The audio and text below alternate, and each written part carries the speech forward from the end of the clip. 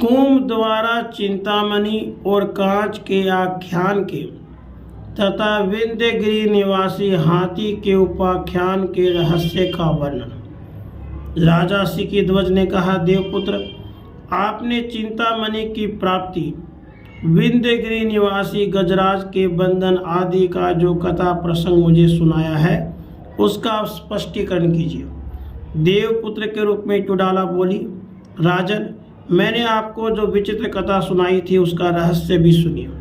महीपते, उसमें जो वह शास्त्रार्थ कुशल किंतु तत्व ज्ञान में मूर्ख चिंतामणि का साधक बतलाया गया है वह तो आप ही हैं। साधो, अकृत्रिम सर्वस्व त्याग को चिंतामणि समझिए, जो संपूर्ण दुखों का अंत करने वाली है।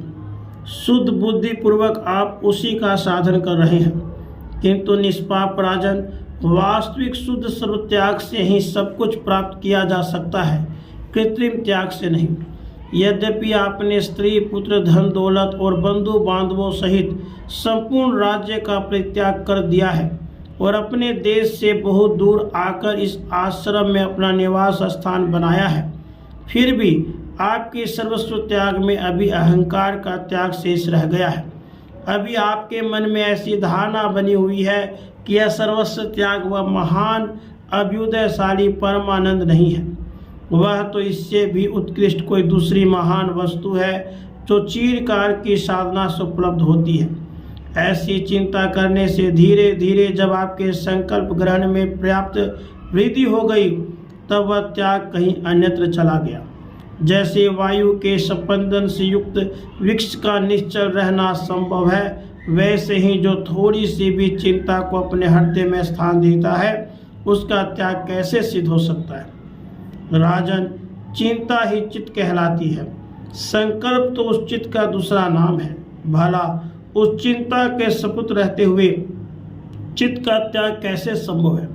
साधु शिरोमणि, क्षण भर में ही त्रिलोकी के आधारभूत चित्त के चिंताग्रस्त हो जाने पर निरंजन सर्वत्याग की प्राप्ति कैसे हो सकती है। आपका प्राप्त किया हुआ चिंतामणि रूप त्याग अवहेलना कर देने से आपकी सारी उत्कृष्ट निश्चिंतता को लेकर चला गया। कमल लोचन, इस प्रकार सब त्याग रूपी चिंतामणि के चले जाने पर आपने अपने संकल्प रूपी नेत्रों से देखकर तप रूपी कांच को ही चिंतामणि समझ लिया। जैसे दृष्टि भ्रम हो जाने पर जल में प्रतिबिंबित चंद्रमा में वास्तविक चंद्रमा की भावना हो जाती है, वैसे ही आपने इस दुख रूप तपस्या में ही दृढ़ ग्राह्य भावना कर ली है। पहले तो आपने मन को वासना शून्य करके अनासक्त भाव से सर्व त्याग का उपक्रम किया और पीछे वासना युक्त होकर अनंत तपस्या की क्रिया स्वीकार कर ली। इस क्रिया में तो दुख ही दुख है। साधो, अब तो आप वर्तमान दुखों से परिपूर्ण राज्य रूप फंदे से निकलकर वनवास नामक एक दूसरे सुदृढ़ बंधन में बंध गए हैं। इस समय आपको शीत, वात और आत्म आदि की चिंता पहले से दुगुनी हो गई है। मैं तो यह समझता हूँ कि वनवास के गुण दोष की जानकारी न रखने वालों के लिए वनवास बंधन से भी अधिक कष्टप्रद हो सकता है। आपको मिला तो है कांच का टुकड़ा, परंतु आप समझ रहे हैं कि मुझे चिंतामणि मिल गई। कमल लोचन रस, इस प्रकार मैंने मणि प्राप्ति के प्रयत्न की कथा के समान आपके चरित्र को सम्यक रूप से आपके सामने प्रकट कर दिया। अब आप स्वयं ही अपनी बुद्धि से उस निर्मल बोध्य वस्तु का विचार कीजिए। सर्व त्याग और तपस्या इन दोनों में आपको जो उत्तम प्रतीत हो उसे हृदय में धारण करके परिपक्व बनाइए। राजसी, अब आप पूर्ण तत्वबोध के लिए विंध्यगिरि निवासी गजेंद्र के वृत्तांत की व्याख्या सुनिए। वह बड़ी ही आश्चर्यजनक है। मैंने विंध्याचल के वन में निवास करने वाले जिस हाथी का वर्णन किया वही उस भूमि पर आप ही हैं। उसके जो दो श्वेत वर्ण के दांत थे वे आपके वैराग्य और विवेक हैं। हाथी को आक्रांत करने में तत्पर जो वह महावत था वह आपका ज्ञान है जो आपको दुख दे रहा है। राजन, जैसे अत्यंत बलशाली हाथी को निर्बल महावत दुख दे रहा था, उसी प्रकार यद्यपि आप अत्यंत शक्ति संपन्न हैं, फिर भी मूर्खता रूप दुर्बल महावत आपको एक दुख से दूसरे दुख में और एक भय से दूसरे भय में पहुंचा रहा है। जिस वज्र समान सुदृढ़ लोह श्रृंखला से वह हाथी बांधा गया था, वह श्रृंखला आपका आशा पास है, जिससे आप सिर से पैर तक बंधे हैं। राजर्षि, आशा लोह की जंजीरों से बढ़कर भयंकर, विशाल और सुदृढ़ होती है, क्योंकि लोह तो काला पाकर पुराना होने पर नष्ट भी हो सकता है, परंतु आशा तृष्णा तो दिनों दिन बढ़ती ही चली जाती है।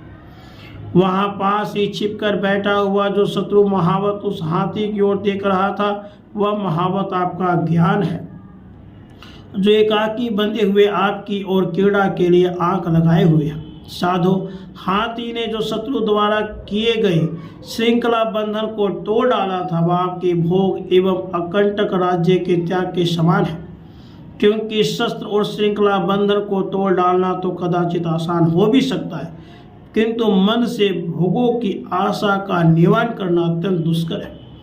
जैसे हाथी द्वारा बंधन तोड़ दिए जाने पर महावत ऊपर से गिर पड़ा था, उसी तरह आपके राज्य का परित्याग कर देने पर अज्ञान का पतन हो गया था।